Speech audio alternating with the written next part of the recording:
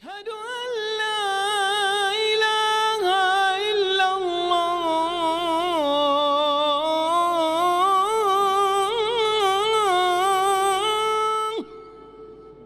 بسم الله الرحمن الرحيم. الحمد لله رب العالمين، والصلاة والسلام على رسوله الكريم، أما بعد. اللہ تبارک و تعالیٰ پر حمد الثنا اور اس کے نبی کریم صلی اللہ علیہ وسلم پر بے شمار بے حد بے عدد درود السلام کے بعد ہماری گفتگو آج کی اس ملاقات میں باب نمبر 57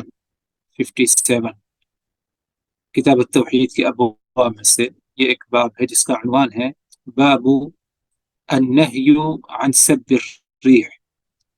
اس مسئلے کے بیان کہ ہوا کو برا بھلا نہ کہا جائے۔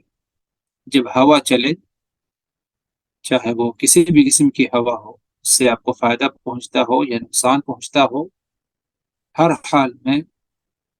ہوا کو اور طوفان وغیرہ کو گالی نہ دیا جائے، اس سے برا بھلا نہ کہا جائے۔ اس سے پہلے آپ حضرات کو یاد ہے کہ اس مسئلے کا بیان ہوا ہے کہ زمانے کو برا بھلا نہ کہا جائے۔ اللہ کے رسول صلی اللہ علیہ وسلم کا فرمان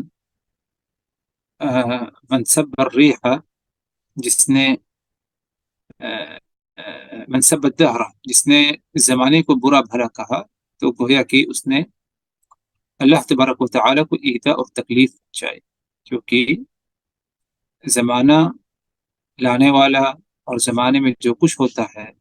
وہ سب اللہ ہی تبارک و تعالیٰ کے حکم سے ہوتا ہے۔ اسی لیے زمانے کو برا بھلا کہنا گویا کہ اللہ کی ذات کو کیا ہے برا بھلا انسان نے کہا۔ یہی معاملہ ادھر ہوا کا بھی۔ اگر کوئی شخص ہوا کو برا بھلا کہے اور اس کے بارے میں اگر دیکھا جائے گالی دے یا کچھ اور کہے، یعنی برے الفاظ استعمال کریں، تو ظاہر سی بات ہے کہ ایسا کرنا غلط ہے، ناجائز ہے۔ تو ہوا ہو یا آندھی ہو، اسے برا بھلا نہ کہا جائے۔ اور ادھر یہ بات بھی بتا دیجیے آپ حضرات کو کہ ہوا آندھی کو برا بھلا کہنا، یہ ایک ناحیے سے اگر دیکھا جائے شرک ہو سکتا ہے، شرک اکبر، اور ایک دوسرے ناحیے سے اگر دیکھا جائے تو ہوا اور آندھی کو برا بھلا کہنا شرک نہیں بلکہ یہ محرم عمل اور گناہ کا عمل ہوگا۔ شرک اکبر اس وقت ہوگا جب انسان ہوا کو یا آندھی کو برا بھلا کہے اس عقیدے کے ساتھ کہ آندھی اور ہوا میں یہ قوت، یہ طاقت ہے کہ وہ خود اپنے سے کوئی عمل کر سکتی ہے، چاہے وہ اچھا ہو یا برا۔ یعنی یہ عقیدہ رہے انسان کا کہ آندھی ہوا اس کے اندر یہ صلاحیت ہے کہ وہ اپنی مرضی سے تیز رفتار ہو جائے یا اپنی مرضی سے اس کی رفتار کم ہو جائے، رخ بدل جائے۔ اگر اس قسم کا کوئی انسان سوچ اور فکر اور عقیدہ رکھتا ہے اور یہ سب سوچ کر وہ ہوا کو، آندھی کو برا بھلا کہتا ہے، تو ظاہر سی بات ہے اس نے اگر دیکھا جائے تو شرک اکبر کا ارتکاب کیا۔ شرک اکبر کا ارتکاب اس لیے کیا کیونکہ ہوا کے اندر یہ صلاحیت نہیں کہ وہ اپنی مرضی سے تیز ہو جائے یا اس کی رفتار کم ہو جائے یا اس کا رخ بدل جائے یا کوئی اور عمل ہوا اپنی مرضی سے نہیں کر سکتی یا آندھی نہیں کر سکتی۔ یہ سب جو ہے اللہ تبارک و تعالیٰ کے حکم سے ہوتا ہے۔ اسی لیے اگر کسی نے اس قسم کی سوچ اور فکر رکھی تو اس نے شرک اکبر کا ارتکاب کیا۔ ہوا اور آندھی کو برا بھلا کہنا شرک نہیں بلکہ محرم عمل اس وقت ہوگا جب کوئی شخص آندھی کو یا ہوا کو برا بھلا کہے لیکن اس کا اس بات پر ایمان ہے کہ اصل حکم تو اللہ رب العزت کا ہے، اصل حکم اللہ رب العزت کا ہے، اور اس کا یہ عقیدہ ہو، اس کی یہ سوچ ہو، یہ فکر ہو کہ ہوا کے اندر کوئی صلاحیت نہیں بلکہ ہوا کا رخ اسی طرف جاتا ہے اور اسی رفتار سے جاتا ہے جس طرح اللہ تبارک و تعالیٰ کا حکم ہوتا ہے۔ اس مسئلے کی وضاحت کے لیے شیخ الاسلام مجدد محمد ابن عبد الوہاب رحمہ اللہ نے ایک حدیث روایت کی یا نقل کی، اور یہ حدیث جامع ترمذی کی ہے اور صحیح حدیث ہے۔ حدیث کے راوی حضرت ابی ابن کعب ہیں، فرماتے ہیں ان رسول اللہ صلی اللہ علیہ وسلم قال لا تسبوا الريح فإذا رأيتم ما تكرهون فقولوا اللهم إنا نسألك من خير هذه الريح وخير ما فيها وخير ما أمرت به ونعوذ بك من شر هذه الريح وشر ما فيها وشر ما أمرت به۔ مطلب یہ اس حدیث کا، فرمایا ابی بن کعب رضی اللہ عنہ کہ اللہ کے رسول صلی اللہ علیہ وسلم نے فرمایا لا تسبوا الريح، تم ہوا اور آندھی کو گالی نہ دو، برا بھلا نہ کہو، اللہ کے رسول نے منع فرمایا۔ آگے فَإِذَا رَأَيْتُم مَّا تَكْرَهُونَ، اگر ہوا اور آندھی کے آنے سے تمہیں کوئی ایسا معاملہ پیش آتا ہے جو کہ تمہیں پسند نہیں، ناگوار گزرتا ہے، مثلا اگر ہوا تیز آ جائے تو ہو سکتا ہے آپ کا کچھ مالی نقصان ہو جائے، گھر متاثر ہو جائے، آپ کی گاڑی کھڑی ہے اس پر کوئی پیڑ گر جائے تیز ہوا کی بنا پر، کوئی بھی ایسا معاملہ ہو کہ ہوا کی تیز رفتار کے بنا پر وہ چیز آپ کو ناگوار گزرتی ہے، آپ کو وہ پسند نہیں، تو اس موقع پر تم کہو، فقول، اس موقع پر تم کہو اور اس دعا کا اہتمام کرو۔ وہ دعا کیا ہے؟ آپ صلی اللہ علیہ وسلم نے ہمیں تعلیم دی، اللہم انا نسألک من خیر هذه الریح، اے اللہ تعالیٰ اس ہوا کی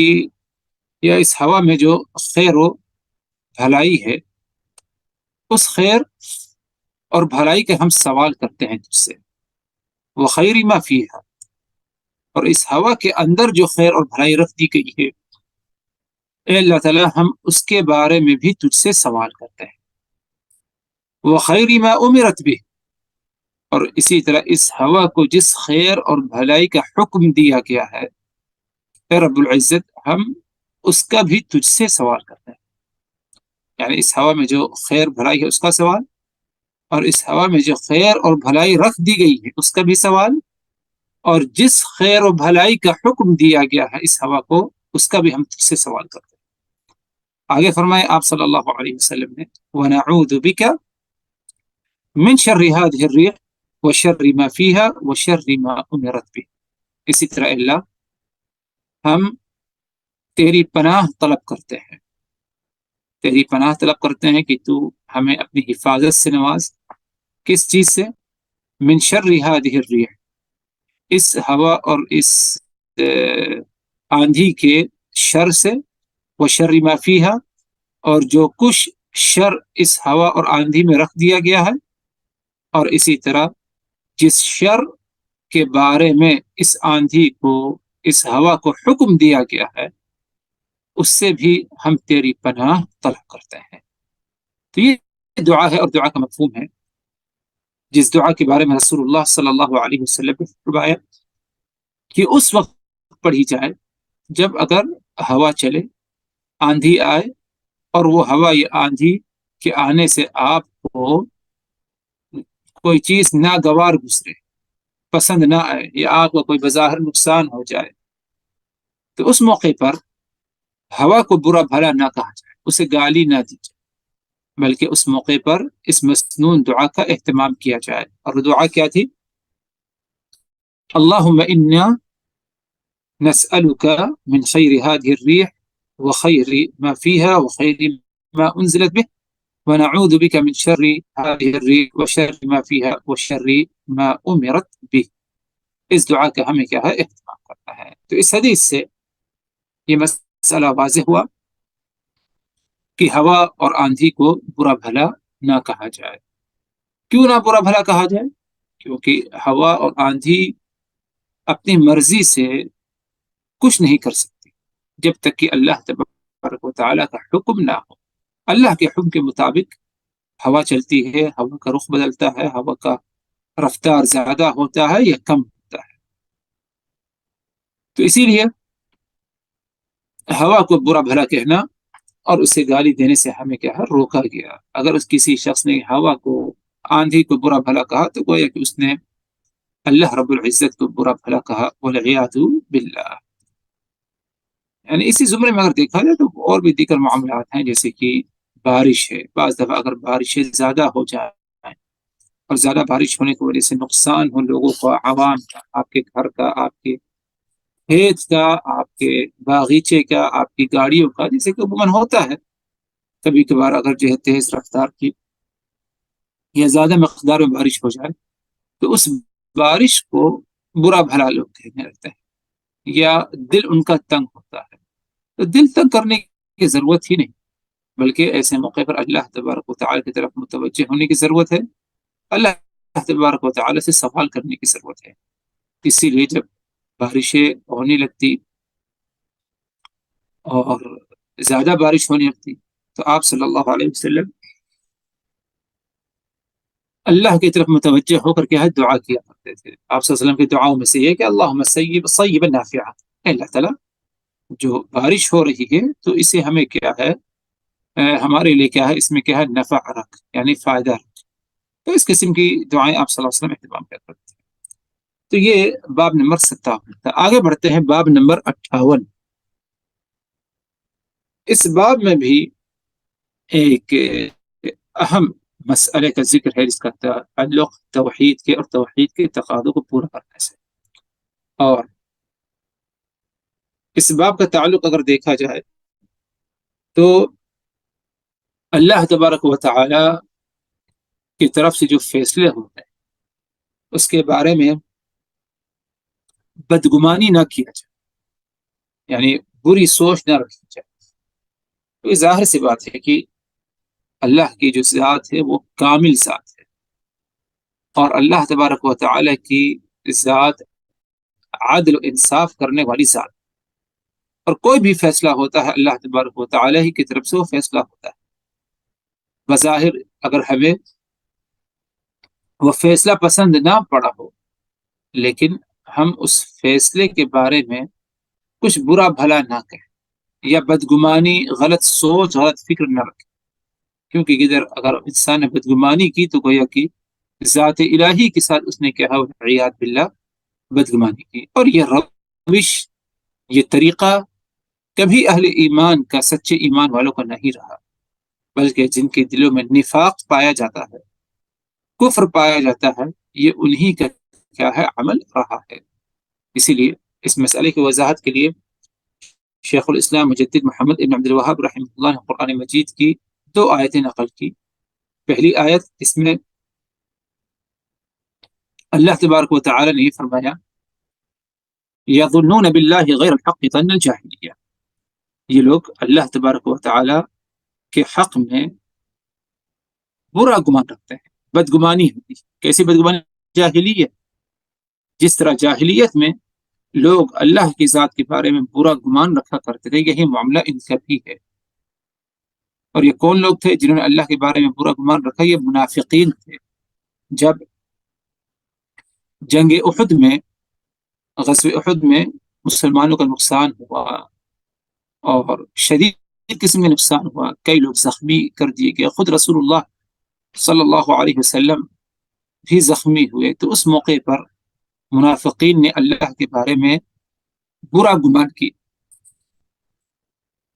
برا گمان اس طرح کہ ایمان لے آیا اور یہ خود نبی اور رسول ہیں، لیکن ایمان اور نبوت اور رسالت میں انہیں امن و امان میں نہیں رکھا، بلکہ دشمن کی طرف سے انہیں شدید نقصان کا سامنا کرنا پڑا. یہ انہوں نے اللہ کے بارے میں برا گمان کیا کہ کیسے ایمان کو ہمیشہ غلبہ حاصل، بلکہ ادھر تو بظاہر ایک نہیں سے ایمان کو، مسلمانوں کو شکست حاصل ہوئی. تو یہ کیسا دین ہے کہ اسے شکست حاصل ہو جائے؟ تو اس موقع پر انہوں نے کہا یظنون باللہ غیر الحق ظن الجاہلیہ، ایسا گمان کرتے ہیں جو کہ حق نہیں، بلکہ ظن الجاہلیہ، جاہلیت میں لوگ جو اللہ کی ذات کو لے کر بدگمانی کیا کرتے تھے، اسی قسم کا ان کا بھی کیا ہے معاملہ ہے. یقولون هل لنا من الامر شیء قل ان الامر كله للہ، یہ کہتے ہیں کیا ہمارے استطاعت میں بھی کوئی معاملہ ہے، کسی معاملے میں ہمارا بھی کوئی دخل ہے؟ اللہ تبارک و تعالیٰ نے جواب میں کہا، نبی پاک صلی اللہ علیہ وسلم کو اس بات کا حکم دیا کہ آپ ان کو جواب دیجئے، ان الامر کلہ للہ، کہ تمام قسم کے معاملات اللہ ہی تبارک و تعالیٰ کے لیے ہے۔ جنگ احد میں مسلمانوں کا نقصان ہوا، جانی نقصان، مالی نقصان، زخمی کیے گئے رسول اللہ صلی اللہ علیہ وسلم، یہ سب اللہ تبارک و تعالیٰ کے حکم سے ہوا، کسی حکمت پر مبنی تھا۔ قل ان الامر کلہ للہ، اے نبی آپ کہہ دیجئے کہ ہر قسم کا معاملہ اللہ ہی تبارک و تعالیٰ کے حوالے اور اللہ ہی تبارک و تعالیٰ کے حکم سے ہوتا ہے۔ اسی طرح اللہ تبارک و تعالیٰ نے کفار اور مشرکین کی صفات میں سے ایک صفت کا جب ذکر فرمایا، کئی صفات کا ذکر فرمایا، ان میں سے ایک یہ بھی ہے، الظانین باللہ ظن السوء علیہم دائرۃ السوء، یہ مشرکین اور یہ کفار، ان کی صفات میں سے ایک صفت یہ ہے کہ یہ اللہ کے بارے میں برا گمان رکھتے ہیں، اللہ کے بارے میں بدگمانی کرتے ہیں۔ علیہم دائرۃ السوء، ان کا بہت ہی برا کیا ہے، انجام ہو کر کے رہے گا۔ تو اللہ کی ذات کے بارے میں کبھی انسان بدگمانی نہ کرے، بلکہ ہمیشہ اچھا گمان رکھے۔ شیخ الاسلام مجدد محمد ابن عبد الوہاب رحمہ اللہ نے ادھر حافظ ابن القیم کا ایک قول نقل کیا، ان کی طرف سے ایک بات نقل کی جس کا تعلق پہلی آیت کریمہ سے ہے، اور وہ تفسیر اور تفصیل اس طرح ہے کہ جو پہلی آیت کریمہ اس میں یہ ذکر ہو کہ منافقین نے اللہ کے بارے میں بدگمانی کی، تو ابن القیم رحمہ اللہ اس کی تفسیر بیان کرتے ہیں، هذا الظن بأنه سبحانه لا ينصر رسوله، کہ بدگمانی کیا تھی منافقین کی طرف سے، یہ اس طرح تھی، انہوں نے یہ گمان کیا، یہ سوچا کہ اللہ تبارک و تعالی اپنے رسول کی مدد نہیں کی، وَأَنَّ أَمْرَهُ سَيَضْمَحِلُ، اور محمد صلی اللہ علیہ وسلم کے معاملہ کیا ہے، ختم ہو جائے گا، یعنی یہ دین، یہ دعوت ان کی کیا ہے، ختم ہو جائے گی۔ اسی طرح اس کی ایک دوسری تفسیر بیان کی گئی کہ جنگ احد کے موقع پر مسلمانوں کو بظاہر جن نقصانات کا سامنا کرنا پڑا، یہ سب اللہ تبارک و تعالیٰ کی تقدیر اور اللہ تبارک و تعالیٰ کی حکمت سے نہیں رہا، یہ بھی اس کی ایک تفسیر بیان کی گئی۔ اور اسی طرح اگر دیکھا جائے تو شیخ الاسلام مجدد محمد عبد الوہاب کہتے ہیں کہ سورہ الفتح میں، یعنی جیسے کہ جو دوسری آیت کریمہ گزری ہے اس کے بارے میں، کہ سورہ الفتح میں اللہ تبارک و تعالی نے منافقین اور مشرکین کی جو صفات ذکر کی، ان میں سے ایک یہ کہ الظانین باللہ ظن السوء، کہ اللہ تبارک و تعالی کی ذات کو لے کر بدگمانی کرتے ہیں، برا گمان کرتے ہیں۔ اسی طرح شیخ الاسلام مجدد محمد ابن حافظ ابن القیم، یہ بھی کوئی شخص یہ گمان کرتا ہے کہ اسلام ختم ہو کر کے رہے گا، یعنی کبھی اگر کسی جنگ وغیرہ میں مسلمانوں کا نقصان ہوتا ہے، جیسے کہ جنگ احد میں ہوا، تو اگر ایسے موقع پر کوئی یہ گمان کر لی، یہ سوچ لی کہ یہ دین اسلام ختم ہو جائے گا، تو ایسا گمان کرنا سراسر غلط ہے۔ وقتی طور پر بظاہر اسلام کمزور ہو سکتا ہے، دوسروں کا اس پر یعنی غلبہ ہو سکتا ہے، لیکن یہ ہمیشہ رہنے والا نہیں ہے۔ اللہ تبارک و تعالی اس کے ذریعے آزماتا ہے، اور ہمیشہ حق کی نصرت اور کیا ہے، مدد ہوتی ہے۔ اور اسی طرح شیخ حافظ ابن القیم نے یہ بھی کہا کہ اکثر لوگ اس دنیا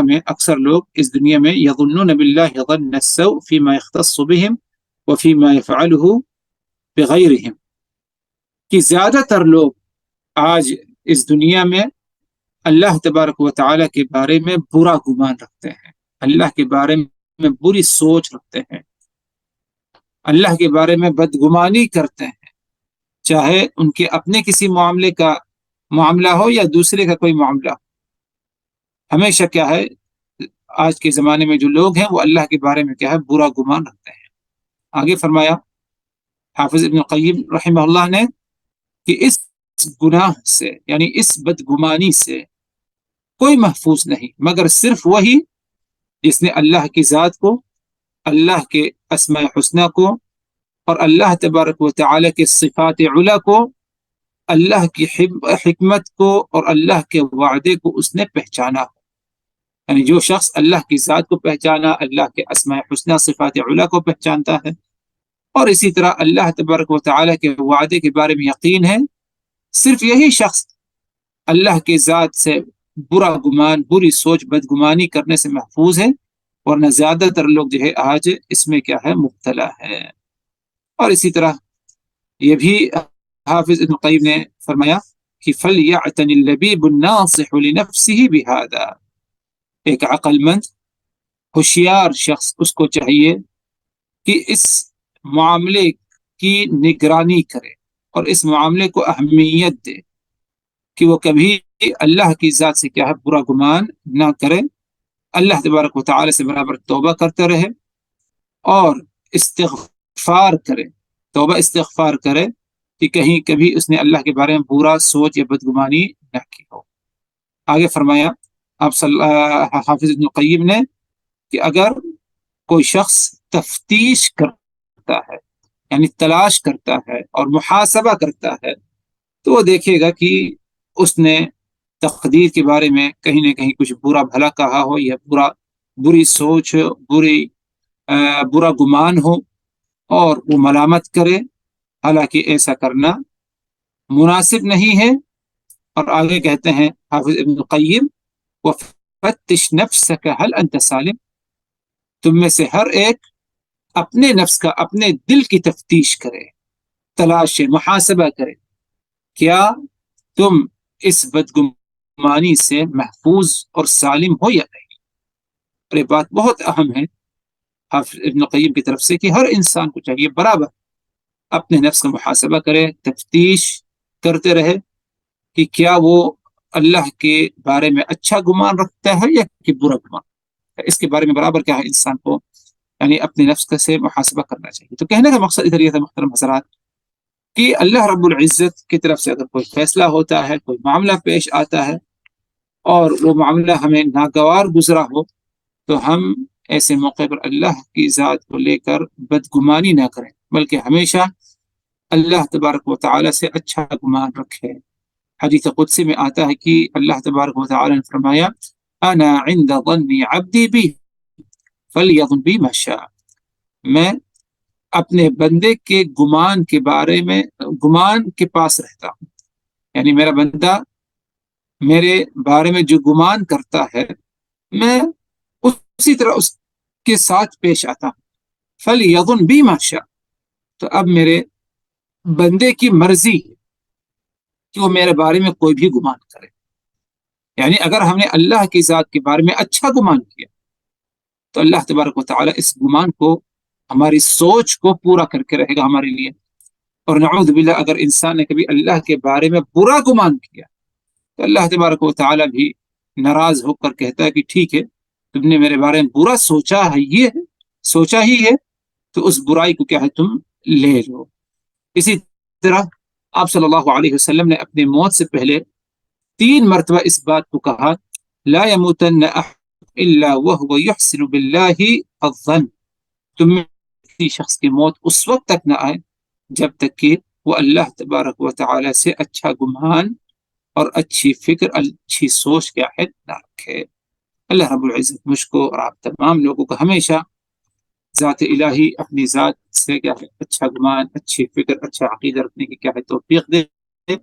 اور ہر قسم کی کیا ہے بدگمانی سے اللہ تبارک و تعالی ہم سبوں کو بچنے کی توفیق دے. اللہ تبارک و تعالی ہم سبوں کو ان باتوں کو اچھی طرح سمجھنے کی، یاد رکھنے کی، عمل کرنے کی، دوسروں تک پہنچانے کی توفیق دے. وآخر دعوانا ان الحمد للہ رب العالمین. لا